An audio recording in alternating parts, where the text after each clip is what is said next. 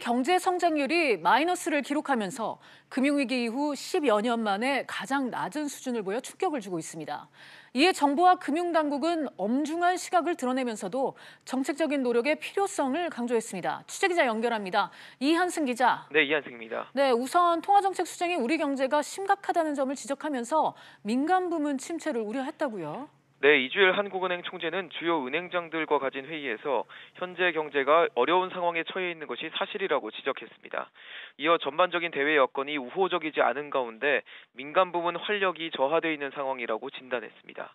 그리고 이호승 기획재정부 1차관도 수출과 투자가 동반부진한 상황을 엄중히 인식한다면서 현 상황을 타개하는 데 총력을 기울이겠다고 강조했습니다. 네, 그렇다면 현 상황을 타개하기 위한 방안에 대해서는 언급이 없었습니까?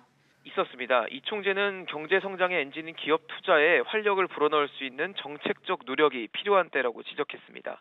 일각에서는 통화 수장으로서 활력을 언급했다는 점에서 금리 인하를 염두한 게 아니냐는 해석도 나오고 있습니다. 이호승 1차관은 2분기부터 재정 조기 집행 효과가 본격화되면 반등 요인으로 작용할 것이라며 추경의 조속한 국회 통과와 신속한 집행을 차질 없이 준비하겠다고 강조했습니다.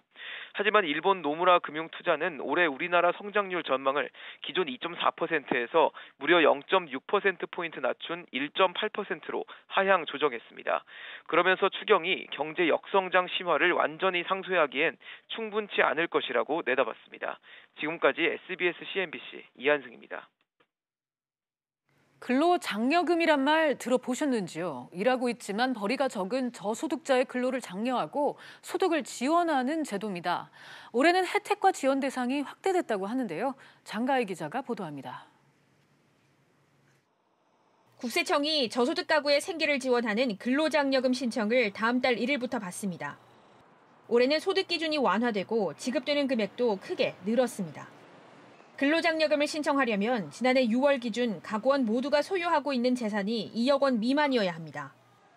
단독 가구 소득 기준은 1,300만 원에서 2천만 원 미만으로 완화됐는데 최대 150만 원이 지급됩니다. 헛벌이 가구도 혜택이 커져 연소득이 3천만 원 미만이면 최대 260만 원을 받습니다. 연소득 3,600만 원, 월 300만 원을 넘지 않는 맞벌이 가구에는 최대 300만 원이 지급됩니다. 국세청 홈택스와 모바일 앱, ARS를 통해 신청할 수 있습니다. 국세청 홈택스의 경우 로그인해 신청 요건을 확인한 후 계좌번호와 연락처를 입력하면 됩니다. 모바일에서 국세청 홈택스 앱을 다운받은 후 간편하게 신청하는 법도 있습니다. 근로장려금 정기 신청 기간은 다음 달 1일부터 31일까지며 9월에 지급받을 수 있습니다. 사전 예약은 오는 30일까지로 사전 예약 신청 후에는 장려금 신청 안내 문자를 받더라도 다시 신청할 필요가 없습니다. 기한 내 신청을 못했더라도 6월 1일부터 12월 2일까지 추가 신청을 할 수 있는데 10% 정도가 감액됩니다. 한편 부부 합산 소득이 4천만 원 미만이면서 18세 미만의 자녀가 있다면 한 명당 최대 70만 원이 지급되는 자녀 장려금도 신청할 수 있습니다. SBS CNBC 장가입니다. 보험 약관 대출 받는 분들 꽤 많은데요. 당초 금융당국은 보험 약관 대출을 대출받을 때 적용되는 총부채 원리금 상환 비율 DSR 적용을 하지 않기로 했었는데 입장을 바꿔서 6월부터 규제 대상에 포함시키기로 했습니다. 엄하은 기자가 보도합니다. 6월부터 농협, 수협 등 상호금융조합, 보험사, 저축은행, 카드사 등 이 금융권에서도 대출받기가 쉽지 않습니다. 모든 대출 원리금 상환액과 소득을 비교해 대출 한도를 정하는 총부채 원리금 상환 비율 DSR이 적용되기 때문입니다. 특히 당초 대상에서 빠질 것으로 알려졌던 보험 약관 대출도 DSR 규제 대상에 전격 포함하기로 했습니다. 보험 약관 대출이란 보험을 해지한 후 돌려받을 수 있는 해지 환급금의 최대 95%까지 받을 수 있는 대출입니다. 사전 신용도 평가할 때는 공유가 안 되고 있었어요. 약관 대출이 보험권 전체 대출의 50% 이상을 차지하고 있거든요. 가계부채 리스크 관리 측면에서 당연히 약관 대출도 이제 다 공유를 하고. 약관 대출이 DSR 포함 대상이 된 데는 대출 받기가 어려워지면서 약관 대출을 받는 사람들이 급증했기 때문입니다. 보험 약관 대출 규모는 지난해 말 기준 64조 원, 전년도보다 8.4%가량 증가했습니다. 이에 따라 주택담보대출이나 신용대출을 최대치로 받은 이들은 보험약관대출을 추가로 받기 어려워지고 약관대출 받은 내역에 따라 주담대 등의 대출 한도도 줄어들게 됩니다. 대출 한도는 줄어들 수 있겠죠. 왜냐면 약관대출도 신용대출처럼 금액이 들어가는 거잖아요. 금융위원회는 보험 약관대출 정보도 다른 대출처럼 신용정보원을 통해 금융권에 공유하는 신용정보업 감독 규정을 개정한다고 밝혔습니다. SBS CNBC 엄하은입니다. 이제는 필수품인 에어컨과 관련한 소비자 피해가 해마다 늘고 있습니다. 올여름 에어컨 설치나 교체를 계획 중인 분들은 특히 주의하셔야겠는데요. 자세한 내용 취재기자 연결해 알아보겠습니다. 강산 기자, 피해 민원이 매년 늘고 있다고요?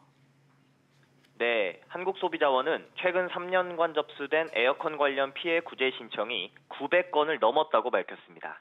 2016년 210건에서 이듬해에는 327건으로 100건 넘게 급증했고 지난해에도 380여 건으로 해마다 늘어나는 추세입니다. 전체 피해 구제 신청 중 60% 이상이 여름철인 6월과 8월 사이에 집중됐는데요. 아무래도 수요가 급증하기 때문에 피해도 그만큼 늘어난 것으로 분석됩니다. 소비자 상담 건수도 해마다 늘어났는데 2016년 6,400여 건에서 지난해에는 9,000건 수준으로 크게 증가했습니다. 네, 강 기자 어떤 피해가 많았습니까? 네, 설치 지연과 설치비 과다 청구, 애프터 서비스 불만 등이 전체의 3분의 2를 차지했습니다. 소비자원은 최근 몇 년간 여름철 폭염으로 에어컨 수요가 몰리면서 평소 3일이면 설치가 가능했던 것이 여름철에는 3주 이상 지연되는 경우도 있다고 밝혔습니다. 이 밖에 냉방 불량과 같은 이 품질 관련 피해와 배송이 잘못되는 등 계약 관련 피해도 많았습니다. 소비자원은 피해 예방을 위해 에어컨을 구매할 때 계약 내용을 잘 확인하고 설치 후에도 제대로 기기가 작동하는지 즉시 확인해야 한다고 당부했는데요. 특히 온라인 등으로 구입할 때는 설치비 관련 정보가 명확하게 제공되지 않을 수 있기 때문에 사전에 정확한 설치비 견적을 받아볼 필요가 있다고 말했습니다. 지금까지 SBS CNBC 강산입니다. 한국전력이 탈원전 정책 때문에 적자 폭이 커질 수 있다고 전망했습니다. 한전의 적자 행진이 전기요금 인상 요인으로 작용하진 않을까 하는 우려도 나오고 있는데요. 김현우 기자가 전해드립니다. 한국전력은 2017년 5조 원에 가까운 영업이익을 냈지만 1년 만인 지난해에는 2,080억 원 적자로 실적이 급락했습니다. 이에 대해 정부의 탈원전 정책 때문이라는 지적이 제기됐습니다. 하지만 한국전력은 사실이 아니라고 반박해왔습니다. 지난 상반기만 하더라도 석탄 가격이 18% 올랐고 LNG 가격이 11% 올랐습니다. 이런 나머지 원자력하고 관계없는 나머지 요인들이 원자력 발전 가동률에 비해서 훨씬 큰 영향을 미치고 있다. 그런데 최근 한전이 탈원전 정책으로 적자가 커질 가능성이 있다고 사업 보고서에서 밝혔습니다. 정부의 에너지 전환 정책, 탈원전 사업으로 투자비가 증가할 것으로 예상되며 신재생에너지 확대로 정책 비용이 증가해 재무 여건이 악화될 수 있다고 전망했습니다. 한전은 이번 공시가 지난해 적자 실적과는 관련이 없다고 설명했습니다. 영업 실적에 영향을 미칠 것으로 예상되는 예측 정보와 실적 정보를 함께 공시하고 있습니다. 예측 정보를 마치 실적 정보인 것처럼 잘못 인용하였으며 다만 이 사업 보고서에서 전기 요금을 올리지 않을 경우 현금 흐름이 악화될 수 있다고 전망했습니다. 한전의 적자 폭이 계속 커질 경우 탈원전이 전기 요금 인상을 불러온다는 논란이 커질 것으로 예상됩니다. SBS CNBC 김현우입니다. 관세청이 해외여행 성수기를 맞아서 다음 달 1일부터 14일까지 여행자 휴대폰 면세 범위 초과 물품과 축산물에 대한 집중 검사를 벌이겠다고 밝혔습니다. 관세청은 여행자 휴대폰 검사 비율을 지금보다 30% 정도 높이고 해외 주요 쇼핑 지역에서 출발하는 항공편에 대해선 집중 검사를 시행할 계획입니다. 또 최근 아시아 주변국에서 아프리카 돼지열병이 발생함에 따라 축산 가공품에 대해 철저히 단속할 방침입니다. 소비자 심리가 5개월 연속 개선되면서 7개월 만에 낙관론이 우세해진 것으로 나타났습니다. 한국은행에 따르면 이번 달 소비자 심리 지수가 101.6으로 지난달보다 1.8포인트 상승하면서 7개월 만에 100을 넘었습니다. 소비자 심리 지수는 소비자가 경기를 어떻게 체감하는지 보여주는 지표로 이 지표가 100 이상이면 낙관적이라는 뜻으로 해석됩니다. 지난 2017년 대전의 한 곰탕집에서 여성을 성추행 혐의로 1심에서 실형을 선고받았던 남성이 항소심에서 형을 감형받았습니다. 부산지법 형사 3부는 이 피해자의 항소심 선고 공판에서 징역 6개월을 선고한 원심을 깨고 징역 6개월에 집행유예 2년을 선고했습니다.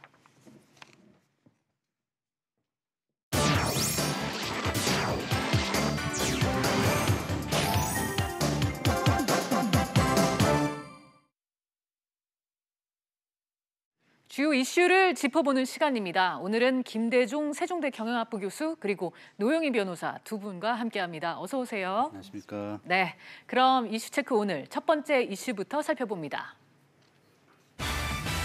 길 잃은 K뱅크. 공정위가 입찰 담합을 주도한 KT를 검찰에 고발하면서 K뱅크의 증자 노선에 비상등이 켜졌습니다. 관련해서 자세히 알아보도록 하겠습니다. 먼저 변호사님, 이 대주주 적격성 심사 중이던 KT가 입찰 담합을 주도했다는 이유로 지금 검찰에 고발이 됐는데 이게 무슨 내용인가요? 그러니까 국가정보통신망 백본 훼손이라고 하는 이제 구축 사업이 있는데요. 네. 이 사업이 2015년부터 2017년 사이에 그 조달청에서 발주한 사업이었어요. 근데 여기에 대해서 KT가 주도를 해서 LG라던가 다른 회사들과 같이 담합을 했다라고 하는 내용으로 지금 검찰에 고발이 된 겁니다. 근데 이제 이런 식으로 그 전형 회선을 깔게 되면은 통신 요금이 더 저렴해지고 그다음에 속도나 이런 것들이 되게 안정적으로 되기 때문에 좋긴 한데 초기 구축 비용이 많이 들어가거든요. 그래서 네. 이런 것들을 지금 현재 알려진 건으로는 12건 정도 입찰에 참여하면서 누구는 들러리 수고, 누구는 아예 입찰에 참여하지 않고 이런 식으로 좀 미리 계획을 짜가지고 입찰을 했다는 것 때문에 지금 KT에 대해서는 특히 공정위에서 지금 고발 조치가 이루어지고 있는 겁니다. 그렇군요. 만약에 KT가 공정거래법 위반으로 형사처벌을 받게 되면 이 대주주 자격도 물거품되는 건 아닌가요? 네, 그렇습니다. 지금 이제 문제가 되는 게 금산 분리 정책이 네. 사실은 그 산업자본이 은행을 지배하면 안 된다라고 하는 것이어서 그게 엄격하게 규제를 하고 있다가 인터넷 은행 같은 경우에는 이걸 좀 완화시켜주면서 그 지분 한도를 상당히 높여놓지 않았습니까? 그래서 네. 은행 주식 보유 한도를 원래 설정해놨던 것을 좀 늘리는 데 있어가지고 그거를 해주기 위해서 요건을 이제 집어넣는데 그게 바로 뭐냐면은 금융위에서 5년 동안 이제 이런 것들로 인해서 무리를 일으키면 안 된다. 특히 벌금형 이상의 네. 그런 처벌을 받으면은 그런 최대 주주 한도를 넘어서는 그런 식의 주주는 안 된다라고 하는 요건이 있어서 만약에 공정위에서 이게 문제가 된 것이 KT가 유죄라는 것으로 판명이 되게 되면 문제가 되니까 일단 중단하겠다. 여기까지 나오는 겁니다. 네, 문제는 K뱅크입니다. 교수님, 이대로 자본 확충이 장기가 표류가 되면 이 부실화 가능성은 더 커지지 않겠습니까? 예, 굉장히 부실화될 것 같습니다. 지금 K뱅크는 수신 규모가 한 2조 원 되고 네. 여신이라고 해서 대출해 준 게 한 1조 원 정도 되거든요. 그리고 고객 수는 한 93만 명 됩니다. 이와 경쟁은행인 이제 카카오뱅크는 수신이 지금 현재 한 12조, 또 대출해준 여신이 한 9조, 회원수가 한 800만 명이나 됩니다. 굉장히 더 훨씬 확장적인데 이 KT가 지금 원래 당초 계획은 10% 지분을 가지고 있는데 인터넷 은행법이 바뀌면서 34% 지분을 늘리게 됐습니다. 그래서 KT가 6천억 원 정도를 정자를 해서 자본금은 한 1조 1천억 정도 여유 있게 해서 우리가 제대로 된 인터넷 은행을 구축하겠다 이렇게 목표였는데 이번에 또 아까 말씀하신 것 같이 57억 원에 대해서 과징금을 받고 또 이 세 개 회사가 합쳐서 133억이나 과징금을 받았습니다. 이게 국가기관 통신망을 하고 있는 우리나라 최고의 통신업자인 KT가 이렇게 부정 입찰에 참여하고 또 주도했었기 때문에 이러한 벌칙을 받았는데 저는 빨리 좀 마무리되어서 이렇게 해야 되는데 이게 재판이 되면 한 3년 정도 걸려요. 그래서 제대로 된 이렇게 대주주를 영입하기가 어렵기 때문에 지금 K뱅크는 새로운 기업을 요청하거나 또는 다른 데 알아보고 있는 와중으로 알고 있습니다. 그렇군요. 지금 K뱅크로서는 최소 1조 원의 자본이 있어야 정상적인 영업이 가능합니다. 현재 K뱅크의 자본금이 4,775억 원, 결국 5천억 원 이상의 자본 확충이 필요한 상황인데요. 교수님, 이게 적지 않은 액수잖아요. 예, 작은 돈이 아니죠. 한 네. 5천억에서 6천억 정도 있어야 되는데, 그렇지만 또 우리나라의 그 제일 큰 은행이 이제 신한은행하고 국민은행인데요. 자본금이 둘 다 2조가 넘어요. 그다음에 그 대표적인 여기에 K뱅크의 13% 지분을 가지고 있는 우리은행은 자본금이 3조 4천억 원입니다. 그래서 이제 시가총액으로 보면 신한은행이 시가총액이 한 20조 정도 되고, 그다음에 KB국민은행이 한 19조 정도 되거든요. 근데 보통 이제 우리 은행이 시가총액 한 9조 원 정도 되고, 그래서 그 은행에서는 자본금이 충분해야지 수신과 여신에 좀 자유롭고, 또 지금 K뱅크가 가장 유명한 게 그 직장인 대출이었습니다. 지금 현재 다 막혀 있는 상황입니다. 네, 변호사님, 그나마 기대할 수 있었던 지금 우리 금융도 상황이 녹록지는 않다고요? 그러니까 지금 이게 문제인 게 K뱅크 최대 주주가 이제 우리은행인데, 사실은 이제 우리금융지주로 나가면서 이 은행 자본을 조금 없애고 비은행 부분을 높이려고 지금 생각하고 있거든요. 그렇죠. 그리고 그러다 보니까 M&A를 계속해서 추진을 하고 있는 중이었는데, 이제 이렇게 되게 되면은 아마도 M&A도 조금 인허가가 잘 안 나게 될 가능성이 높다, 이렇게 얘기가 되고 있고, 현실적으로 지금 그렇다고 해서 우리은행에서 계속해서 돈을 댈 수는 없는 부분이기 때문에 지금 사실은 좀 상당히 곤란한 부분인 것 같습니다. 네. 지금 어찌됐건 K뱅크의 최대 주주가 현재로서는 우리은행인데, 그렇죠. 교수님, 만약에 K뱅크가 부실화되면 우리금융에도 영향이 있겠네요. 예, 우리은행에도 상당히 영향이 갈 것 같습니다. 네. 우리은행은 지금 K뱅크 13% 지분을 가지고 있는 최대 주주인데요. 우리은행이 금년에 순이익이 1분기에 났는 게 한 5천억 원 났습니다. 보통 1년에 한 2조 원 정도 나겠죠. 다 합치면요. 신한은행이 한 9천억, 국민은행이 한 8천억 정도 순이익이 났는데, 만약에 이게 K뱅크가 부실화된다 그러면 우리은행까지 부실화될 수 있기 때문에 어쨌든 간에 다른 기업에서 협조를 받든지 또 우호적인 지분을 좀 확보해서 우군이 와야지 K뱅크가 제대로 될 것 같습니다. 네, 안 그래도 지금 자본금 부족으로 어려움을 겪고 있는 K뱅크인데 지금 너무 답답한 상황이 계속해서 이어질 것 같습니다. 그러면 두 번째 이슈로 넘어가 보도록 하겠습니다. 양대 항공사 이륙 준비. 조원태 대한항공 사장이 한진그룹을 이끌게 되면서 3세 경영에 막이 올랐습니다. 한편 아시아나항공도 매각 작업에 속도가 붙었는데요. 양대 항공사의 미래 전망해 보도록 하겠습니다. 변호사님, 이 한진그룹이 빠르게 리더십 공백을 채웠어요. 그러니까 그 장례 절차를 치르고 8일 만에, 그러니까 지난 24일 날 조원태 회장이 이제 한진칼의 이사회에서 결과적으로는 대표이사에 취임을 하게 된 건데요. 네. 생각보다 상당히 빨랐다. 그리고 아마도 이제 이 수성 보국이라고 하는 그 선친의 그런 이념을 좀 이어받기 위해서는 삼형제가 뭉쳐야 된다. 이제 이게 아마 얘기가 된 것 같습니다. 그런데 문제는 현재 이 조원태 회장이 경영 수업이 사실은 좀 제대로 안 돼 있다라고 하는 얘기가 하나가 있고, 또 하나는 실질적으로 이 지분이 그렇게 높지가 않아요. 네. 그래서 아버지가 남긴 그 지분을 받아야 되기 때문에 그 문제가 어떻게 해결될 것인가, 이런 것들이 좀 관건으로 남아있는 것 같습니다. 네, 지금 변호사님도 말씀을 하셨다시피 세간에서는 경영 수업이 조원태 회장이 돼 있느냐, 그리고 지분이 너무 적지 않냐, 이런 의구심의 시선이 있는데, 교수님, 이 그룹이 쉽게 안정을 찾을 수 있을까요? 어떻게 보십니까? 저는 뭐 쉽지 않지만 오히려 이제 위기는 기회라고 생각하고, 네. 조원태 회장과 또 그 자녀 3명이 좀 협심해서 굉장히 협동을 잘하고 있는 것 같습니다. 네. 지금 현재 이제 강성부 펀드가 15% 지분을 가지고 있고, 아버지를 포함한 일가가 29% 지분이에요. 아버지가 이제 한 18% 지분을 가지고 있는 것을 한진칼만 지키게 되면 일단은 계열사들은 다 안정적으로 할 수 있습니다. 그런데 지금 현재 강성부 펀드가 조금씩 지분을 늘려왔었고, 그렇죠. 또 조양호 회장의 그 사후에 지금 상속세 내야 되는 게 한 2천억 원 정도 되는데, 일단 공동에 지금 적이 있습니다. 강성부 펀드 적이 있기 때문에 오히려 외부에 적이 있으면 가족이 단합을 하게 되어 있어요. 그래서 오히려 지금 현재 단합을 잘해서 이 위기를 극복하려고 지금 취임식도 하지 아니하고 가족회의부터 해서 서로 형제 간에 우애를 다져서 지금 공동의 적을 잘 대응하자, 이렇게 추진하고 있습니다. 그렇군요. 변호사님, 현재로서는 이 상속세 납부와 관련해서는 큰 문제는 없나 봐요. 사실 이제 걱정했던 게 2천억 원 정도 상속세가 나오게 될 것이다. 네. 근데 돈이 없어서 이게 가능할 것인가, 이게 문제였는데, 기본적으로 상속세는 5년 동안 분납을 할 수 있는 그런 구조가 있고요. 물론 이제 승인을 받아야 됩니다. 네. 그렇지만 지금 이 그러니까 조원태 회장 입장에서는 현재 이 지분 가치 관련해서 2천억 정도는 우리가 5년 정도에 나눠 낼 수가 있다. 그리고 특히 본인이 받는 배당 같은 것들이 생각보다 크기 때문에 아마도 연납할 수 분할해서 납부할 수 있을 것 같고, 만약에 정 안 되면 나중에 주식을 담보로 해가지고 좀 다른 방법을 강구할 수도 있다, 이런 입장인 것 같습니다. 네. 문제는 강성부 펀드, 즉 KCGI입니다.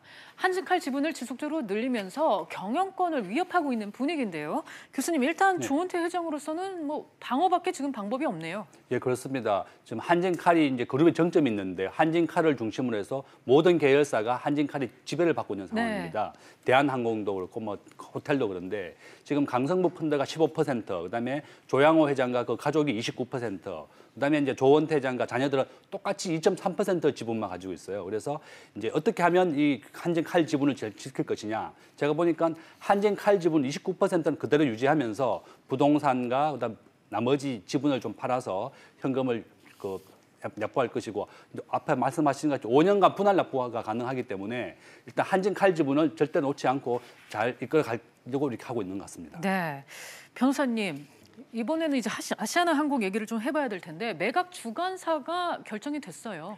네, 매각 주관사를 지금 크레디트 스위스라고 하는 CS 증권이 결정이 됐는데, 사실 예전부터 여기서 할 거라는 얘기가 계속 있지 않았습니까? 그런데 이제 결과론적으로 됐습니다. 근데 금호산업에서 얘기하고 있는 것은 여러 기관으로부터 제안서를 접수받았는데 이 CS사가 사실은 가장 합리적이었고 가장 믿을만하게 공정하게 절차를 추진하였다. 그래서 우리는 이제 할 수밖에 없었다는 얘기를 하고 있습니다. 그래서 이제 이렇게 되게 되면은 그 매각 의향서를 이제 인수 의향서를 또 작성을 해야 되겠죠. 그리고 여기에 대해서는 그 재무자문으로 이와이 환영하고 법률자문으로 법무법인 3종이 지금 결정되어 있어서 아마도 한 2, 3개월 가량 이제 실사를 거치고 그 다음에 인수 의향서, 즉 이거를 LOI를 접수를 할 것으로 좀 보입니다.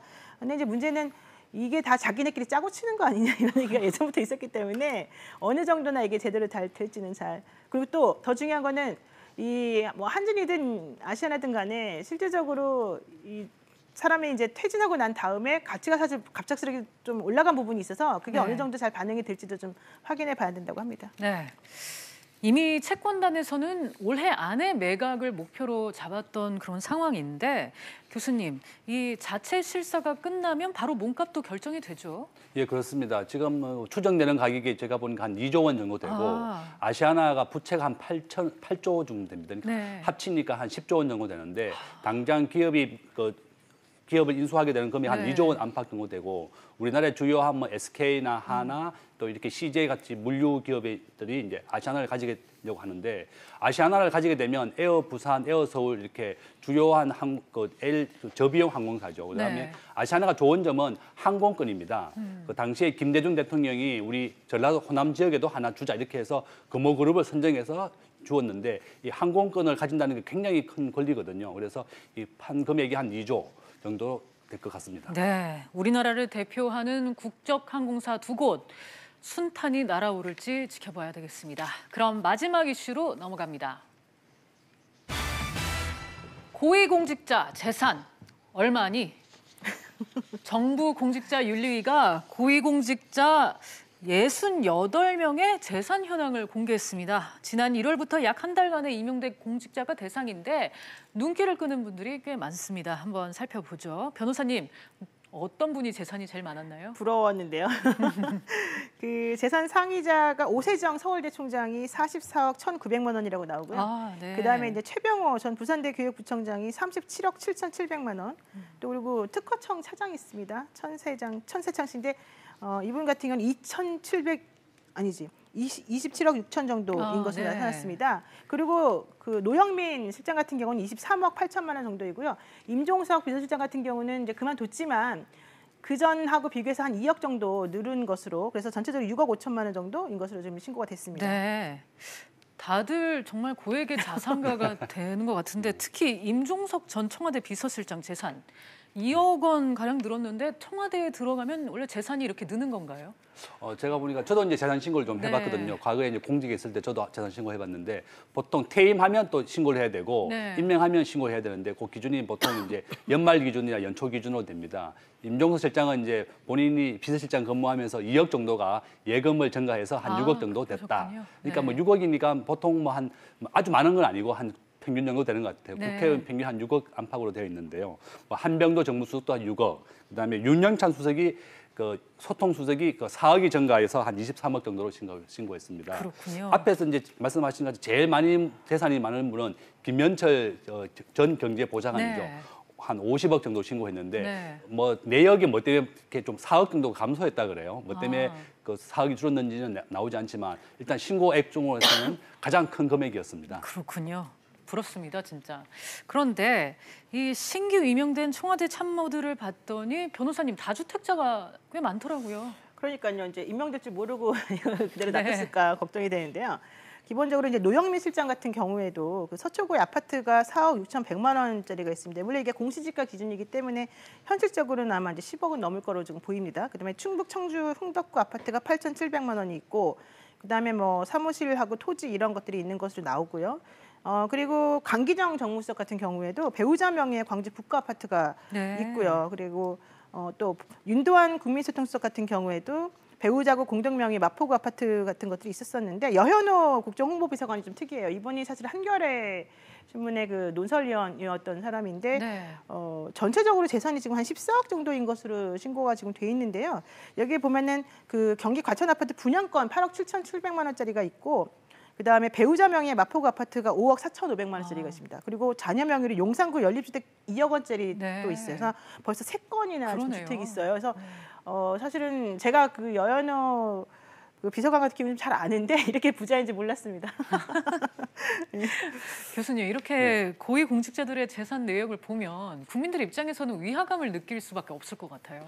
예, 좀 더 일반 국민들도 많이 놀랐을 것 같습니다. 네. 보면 그 청와대나 정부에서는 항상 본인이 살고 있는 집에 다 팔아달라, 집값을 좀 안정시키자, 이렇게 정부가 좀 부탁을 했는데도 그랬었죠. 이렇게 보면 2주택, 3주택이 있었고, 네. 또 김의건 수석은 또 빌딩을 사서 아파트 2채와 상가까지 받고 이번에 또 사퇴까지 했지 않습니까? 네. 정부 공직자들이 물론 이제 자본주의 사회에서 자기 재산을 늘리거나 건전한 방법을 통해서 재산 정책은 문제가 없지만, 그 국가 공직에 일하면서 뭐 정보라든지 또 부당한 정보를 얻어서 재산 늘리는 것은 바람직하지 않습니다. 그래서 이분들도 뭐 원래 정부의 정책과 같이 자기가 사는 집 외에는 우리 국민들의 집값 안정을 위해서 팔아주는 것이 또 고맙겠습니다. 네. 네, 정책을 펼치시는 분들도 그 정책에 맞게 또 행동해 주시길 바라는 게 아마 국민들의 마음일 겁니다. 오늘 이슈는 여기까지 짚어보도록 하겠습니다. 두 분 말씀 감사합니다. 네.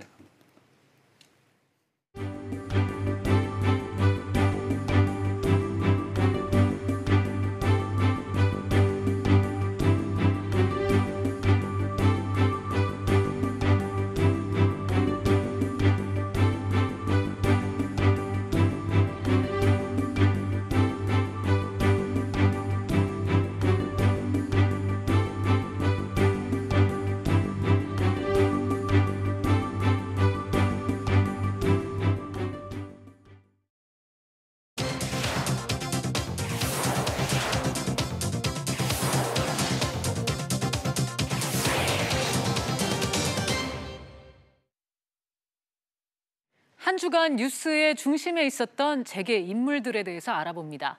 BZN 후 시간인데요. 김성훈 기자 나와 있습니다. 김 기자, 네. 먼저 고 조양호 전 회장에 이어서 장남인 조원태 대한항공 사장이 한진그룹에 이끌게 됐죠. 네, 한진그룹의 지주사인 한진칼은 지난 24일 이사회를 열고 조원태 대한항공 사장을 회장으로 선임했습니다. 조양호 전 회장의 장례를 치른 지 열흘도 안 돼 나온 조치입니다. 총수 공백을 최소화하고 안정적인 그룹 경영을 지속하기 위해 내린 결정이라는 게 이사회 측 설명입니다. 일부에서는 가족 간의 합의가 이뤄진 결과로도 보고 있습니다. 여기에는 곧 조양호 전 회장의 유언이 역할을 했다는 관측도 나오고 있습니다. 가족들끼리 잘 협력해서 사이좋게 이끌어 나가라고 말씀하셨습니다. 네. 조원태 회장은 이사회에서 선대 회장들의 경영 이념을 계승해 그룹을 더 발전시키고 현장 중심 경영과 소통 경영에 중점을 두겠다고 말했습니다. 네, 이 조원태 회장, 할아버지와 아버지에 이어서 그룹을 이끌게 됐는데 상황은 그렇게 녹록지는 않죠? 네, 경영권을 지켜야 하는 과제가 있습니다. 네. 총수 일가에 우호적이지 않은 2대 주주 KCGI가 지분율을 높이고 있기 때문인데요. KCGI는 지분율을 14%대까지 올리며 고 조양호 전 회장과의 격차를 좁혔습니다. 조원태 회장은 아버지인 조양호 전 회장의 지분을 온전히 승계하지 못하면 내년 3월 주주총회에서 사내이사 연임에 실패할 수도 있습니다. 네. 역설적으로 이런 위기감이 한진 일가를 뭉치게 하는 원동력으로 작용하고 있습니다. 그렇군요. 다른 3세 경영인들 얘기도 해보죠. 이재용 삼성그룹 부회장은 새 먹거리 발굴에 승부수를 띄웠어요. 네, 삼성전자가 비메모리 반도체 분야의 투자 계획을 발표했습니다. 2030년까지 생산시설과 연구개발에 133조 원을 들이고 전문 인력도 1만 5천 명 정도 뽑는다는 계획입니다. 비메모리 반도체 분야 세계 1위를 달성하겠다는 목표도 밝혔습니다. 이재용 부회장은 지난 1월 문 대통령이 비메모리 반도체 시장 진출에 대해 묻자 기업이 성장하려면 항상 새로운 시도를 해야 된다고 답했는데요. 줄어긴 메모리 반도체 사업이 수요 둔화와 가격 하락으로 극심한 변동을 겪자 결단을 내린 것으로 보입니다. 네, 돌이켜보면 이재용 부회장의 부친 이건희 회장도 반도체로 기업을 키웠잖아요. 네, 이건희 회장은 1976년 파산 직전에 한국 반도체를 인수했는데요. 미래지향적이고 도전적인 경영을 통해 90년대까지는 삼성을 세계적인 초인류 기업으로 성장시킬 것입니다. 네, 메모리 반도체는 그룹 성장의 중심이었습니다. 1992년 세계 최초 63회가 D램 개발을 시작으로 기업 성장을 견인하고 있습니다.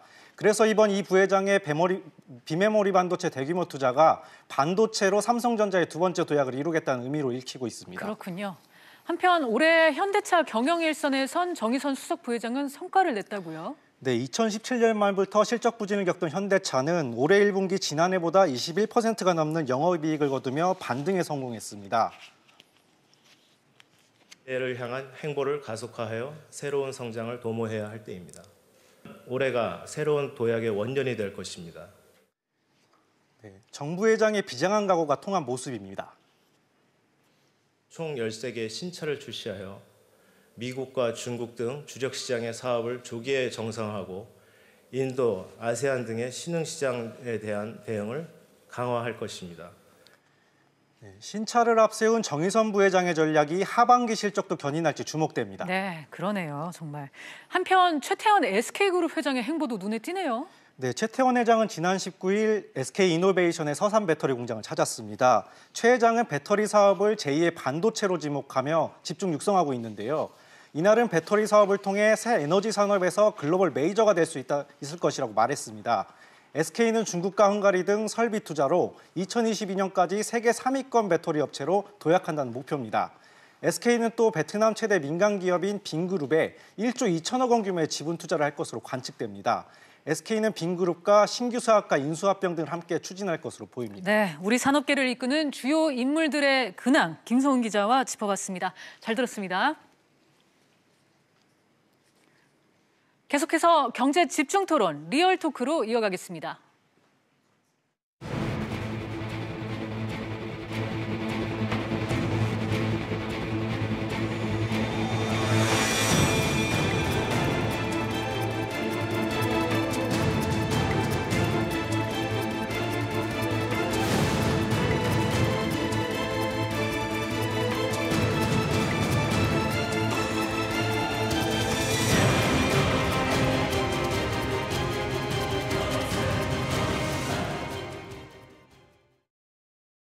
오늘 리얼토크 주제는 바로 한전입니다. 최근 한전의 재정난 우려가 커지고 있죠. 지난해 6년 만에 적자를 기록하더니 올 1분기 역시 실적 회복은 어려워 보입니다. 자세히 보면 한전의 연결 재무제표 기준 지난해 실적은 2,080억 원 적자였는데요. 2016년 1조 2,002억 원, 그리고 2017년 4조 9,032억 원에 달했던 영업이익이 불과 1, 2년 사이에 급락한 겁니다. 이대로라면 한전은 올해도 2조 원대 적자를 볼 것으로 예상이 되고 있는데요. 그간 한전은 적자의 원인을 국제 연료 가격 상승에 따라 전력 구입 비용이 늘어났다 이런 주장을 했습니다. 여기에 탈원전으로 인한 손실 비중은 미비한 수준이라고 설명을 덧붙였었죠. 그런데 최근 내놓은 사업 보고서에서는 입장을 좀 달리합니다. 탈원전에 따른 실적 악화 이런 고백을 한 건데요. 원전 이용률을 줄고 신재생 에너지가 늘어서 재정이 나빠졌다. 뭐 이런 얘기입니다. 과거 한전은 적자가 났던 때마다 전기요금을 인상을 했었죠. 만약 이번에 한전이 전기요금 인상에 나선다면 정부의 탈원전 정책도 비판을 피하기는 어려울 것 같은데요. 과연 한전은 어떤 선택을 할 수 있을까요? 또 정부는 어떤 반응을 보일까요? 리얼토크에서 얘기 이어가 보도록 하겠습니다.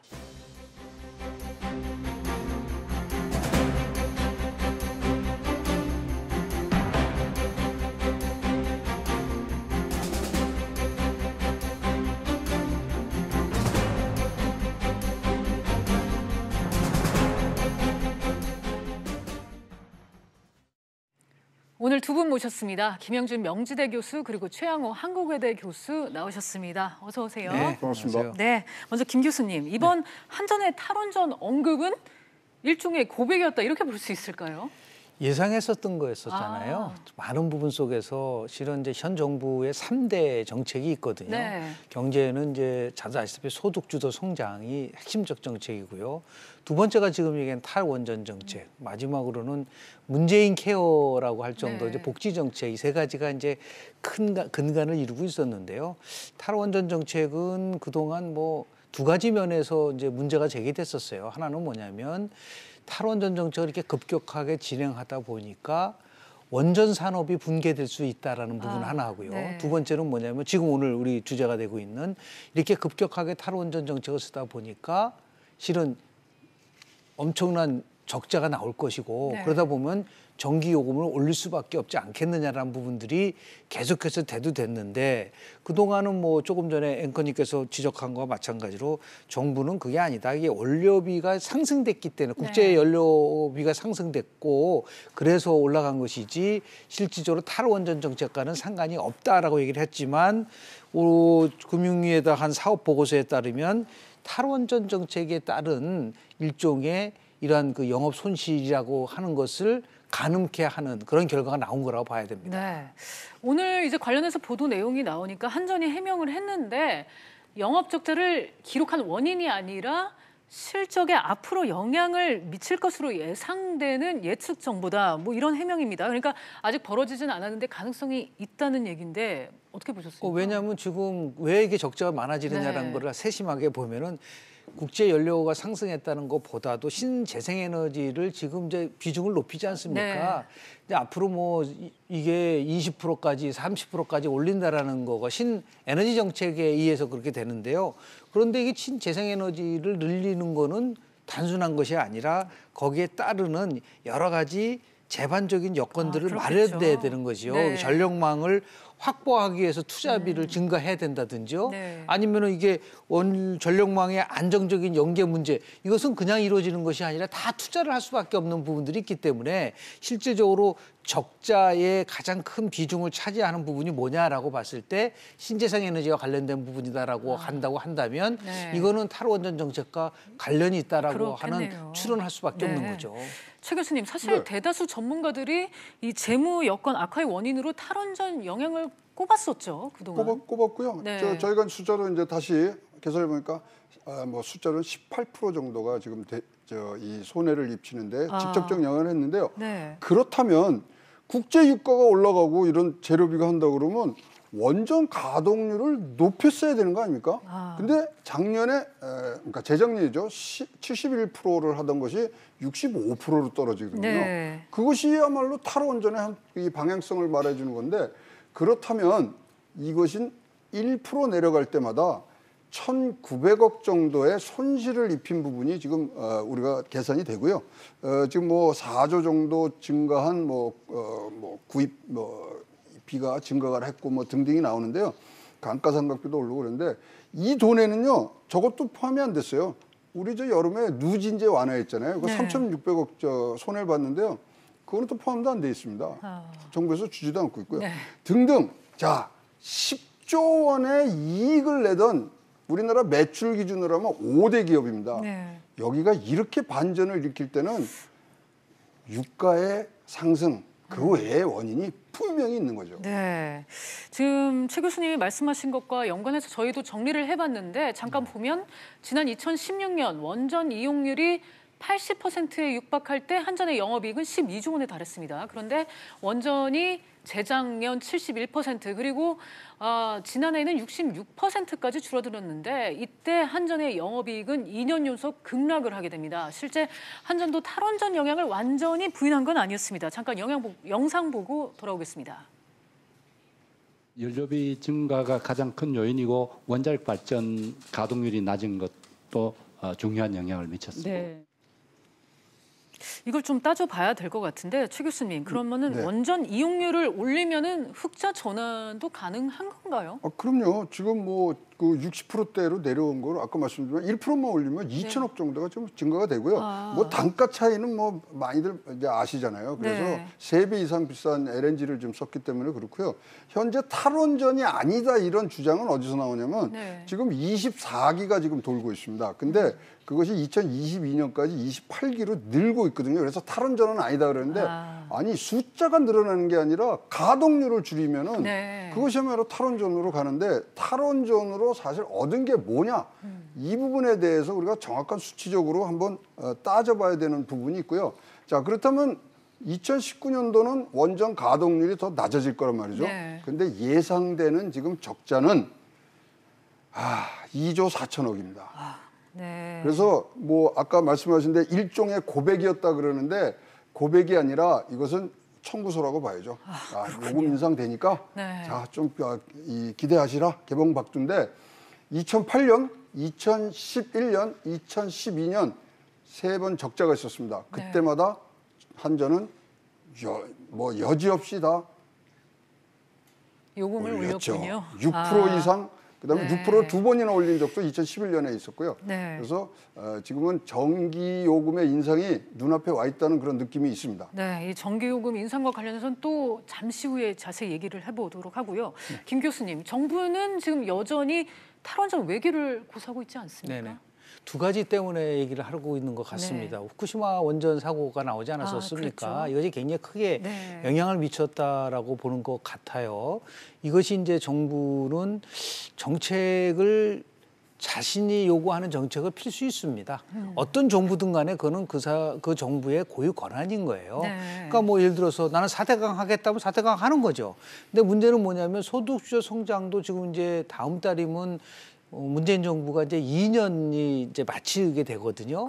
그런데 정책적 효과가 나타나지 않았을 경우에는 빨리 그것을 수정을 좀 해야 되는데 이 정부는 탈원전 정책을 계속해서 지속하는 이유 중에 하나가 지금 어떤 면에서 봤을 때는 이게 흔들리면은 핵심 정책 기조가 흔들린다고 생각을 하는 것 같아요. 그런데 많은 국민들이 생각할 때 조금 이해하지 않는 부분은 뭐냐면 원전 사고 때문에 이걸 줄인다고 한다면 원전을 수출하면 안 되죠. 그렇잖아요. 그러면 해외에 나가서 대통령이 중동에 가서 뭐라고 말씀하셨냐면 우리는 40년 동안 원전 사고가 단 한 번도 없었다. 그렇게 얘기를 하셨잖아요. 그러면 사고가 없다고 한다면 당연히 이 부분 속에서도 우리가 가져가고 두 번째는 뭐냐면 지금 모든 국민들이 걱정하고 야 이거는 정말 좀 해결했으면 좋겠다는 게 미세먼지잖아요. 이 미세먼지와 관련돼서 지금도 보면 충남, 충청 이쪽에 미세먼지가 굉장히 많거든요. 거기 원인을 보면 석탄발전소가 많이 집중돼 있단 말이에요. 그러니까 재생에너지라든지 석탄발전소를 늘리게 되면은 자연스럽게 이 미세먼지 대책과 역행될 수 있는 부분들이 있는데 이것을 이 정부가 어떻게 해결할 것이냐에 대한 지금 미세먼지와 관련돼서는 미세먼지 대책위원장까지도 지금 위촉한 상태가 아닙니까? 그래서 이게 좀 상호 모순적인 부분들이 자꾸만 노출이 되다 보니까 국민들이 봤을 때는 이 정도 해서 만약에 효과가 문제가 있다든지 아니면은 솔직하게 얘기를 해야 되죠. 그렇다고 하면 정말 요금을 올리겠습니다. 요금은 절대로 안 올린대요. 못 올립니다. 왜냐하면 내년도가 총선이 있기 때문에 이건 섣불리 올릴 수가 없어요. 그러면 이거는 누적이 계속해서 악화될 수밖에 없는 구조로 스스로 만들어버린 거란 말이에요. 우리가 통제할 수 없는 변수에 의해서 악화된다 뭐냐 국민이 납득이 되지만 우리가 통제할 수 있는데도 불구하고 이걸 해결하지 못하면 국민들로 봐서는 정부가 좀 빨리 시급하게 기조를 네. 바꿔야 된다라는 요구를 할 수밖에 없는 상황입니다. 이게요, 적자가 이렇게 지속이 되면은 사실 전력 공급 안정성의 위기가 오고요. 사실 뭐 일각에서는 이번에 이 강원도 산불조차도 그런 이제 수리 유지비의 감축 그것에 의한 것이라는 얘기들도 있기 때문에 나왔죠. 이게 점점 더 적자폭이 커진다는 건 국민 안전하고 직결이 되거든요. 그래서 이 부분에 대해서는 심각하게 원점에서 다시 생각을 해야 되고요. 김 교수께서 이제 지적을 해주셨습니다만 후쿠시마 원전 때문에 얘기들이 많지만 일본의 후쿠시마 원전 이후에 9개가 재가동이 됩니다. 네. 그리고 지금 우리 뭐 미세먼지에 따른 이런 이 탈원전 얘기도 많이 하지만요. 사실 지금 태안 화력 우리 굉장히 큰 화력 발전소입니다만 그거에 500배 이상 되는 화력 발전소가 지금 중국 해안에 지어지고 있거든요. 네. 미세먼지의 원인조차도 우리가 지금 중국과 싸우고 있는 판인데 자, 이게 좀 뭔가 이렇게 이 질서가 안 잡힌 정책들이 나오는 것 같아서 국민들이 안전과 연결될 때는 불안해지는 거예요. 그러네요. 혼란스러울 수밖에 없는데 역시 국민들의 우려는 전기 요금입니다. 실제로 이번 사업 보고서에서도 전기 요금이 인상될 필요가 있다 이런 점이 언급이 됐는데 교수님 그 부분은 어떻게 보셨어요? 아니 저렇게 조금 전에 말씀한 것처럼 네. 제일 중요한 거는 결국은 전력 공급이 안정성이 제일 최우선 항목이라고 네. 한다고 한다면 아니 적자가 계속 늘어나면은 방법은 딱 하나죠. 정책 기조를 바꾸든지 아니면은 지금식으로 전기요금을 올리든지. 네. 혹시 기억나실지 모르지만 캘리포니아 같은 경우에 그 엄청나게 큰 주가 네. 이 전기 문제 때문에 어마어마하게 그 혼란이 온 적이 있었어요. 그 민간 그 전력 쪽에서 그런 것도 우리가 안 나온다는 보장이 없기 때문에 다만 정부나 여당은 이제 표를 의식을 할 수밖에 없지 않습니까? 그러니까 이게 정책은 또 타이밍인 거예요. 가장 적절할 때 적절한 정책을 써야지만 효과가 높아지는데 이거를 내년 4월 달까지 미루다가 다음에 하겠다? 그랬을 때는 오히려 더 지금 우리가 요 시점에서 빨리빨리 정책을 조정을 하면 효과가 나올 수 있는데 그렇지 못할 경우에는 위험성. 이거는 우리가 정부는 큰 틀 속에서 좀 봐야 될 필요가 있는 거죠. 말씀하신 대로 그 캘리포니아의 PG&E라는 회사는요. 북부의 그런 캘리포니아 전력을 공급하는데 파산했어요. 그다음에 우리나라가 중요한 거는 이 자급자족을 높여야 되는 건 우리나라는 지금 현재 상황으로 완전히 전력에 관해서는 섬입니다. 인근의 전력망을 끌어올 수가 없어요. 위에 북한 이쪽 다 삼면이 바다도 이러기 때문에 전력망 고립에 따라서 이 안정성 유지는요 굉장히 중요한 우리나라의 국가 안보와도 관련되는 문제라고 생각을 합니다. 그렇군요. 자 그렇게 되면은 지금 이제 문재인 대통령 임기 동안에는 전기요금 인상은 없다 이렇게 해온 게 정부 입장인데 그렇다면은 정책을 바꿔야 교수님 말씀대로 정책을 바꿔야 하는데 그럴 가능성도 낮아 보이잖아요. 지금. 지난 박근혜 정부 때 제일 많이 들은 말이 뭐냐면 복지를 하려면 증세를 해야 되잖아요. 그렇죠. 그래서 증세 없는 복지는 없다 가지고 굉장히 논쟁을 했었잖아요. 똑같은 것 같아요. 지금도 문재인 정부 기간 동안은 절대로 전기료 인상하지 않는다고 한다면 이 흑자가 지금 무너져 가지고 이 속도가 너무 빠르잖아요. 예를 들어서 이게 완만하게 예를 들어서 그 쉽게 표현하면 손실이 가는 게 아니라 벼랑간 확 떨어지는 거는 정책에 의한 부분들이 많다라는 것은 그런 거 삼척 동자도 알죠. 상식적인 거 아니겠습니까? 그렇다고 한다면 이거를 어떻든 간에 완급 조절 더 필요하다면 이런 부분에 대해서는 왜 국민들을 그렇게 의견을 안 묻는지 난 모르겠다는 겁니다. 그래서 대만 같은 경우는 탈원전 관련된 경우에 국민투표에 붙였지 않습니까? 그러니까 저는 내년 총선 때 정말 탈원전과 관련된 국민투표를 한다는 걸 전제로 해서 지금 탈원전의 80%를 유지했었던 거를 유지를 하고 그러고 나서 국민들이 만약에 줄여라 하면 줄이는 다시 원상복귀를 한 다음에 저는 총선을 통해서 국민의 의견을 물은 다음에 진행하는 것이 지금 우리가 안고 있는 문제를 해결하면서 동시에 국민과 소통하는 탈권위주의적 대통령이 되겠다고 문재인 대통령이 얘기를 했으니까 그 정책 기조와도 맞지 않을까라는 생각을 좀 합니다. 네, 최 교수님도 한 말씀 해주시죠. 우리 국민들이 원하는 건 적절한 가격에 충분한 양의 에너지가 지속 공급이 되는 것을 우리 국민이 원하고요. 지금 원자력 학회에서 이 뭐 조사한 여론조사에 보면은 사실 탈원전하는 거에 이제는 국민의 7.3%밖에 찬성을 안 하고 있습니다. 따라서 이 전력이라는 부분들은 우리가 4차 산업이라든가 이런 또 뭐 IoT 뭐 등등 전기가 없어서는 안 되고요. 앞으로 쓰여지는 전기의 용처라는 것은 무한대로 늘어나는 부분이기 때문에 적절한 가격, 국민들도 지금 우리 연구원에서 조사한 바로는 15,000원까지는 올라가는 것까지는 감수를 하겠다는 얘기를 하거든요. 적절한 가격에 안전하게 지속 공급이 가는 것이 국민이 원하는 전기입니다. 네. 정부가 이와 관련해서 현실성 있는 대책을 내놓기를 좀 기대를 해보도록 하겠습니다. 오늘 두 분 말씀 여기까지 듣겠습니다. 감사합니다. 네,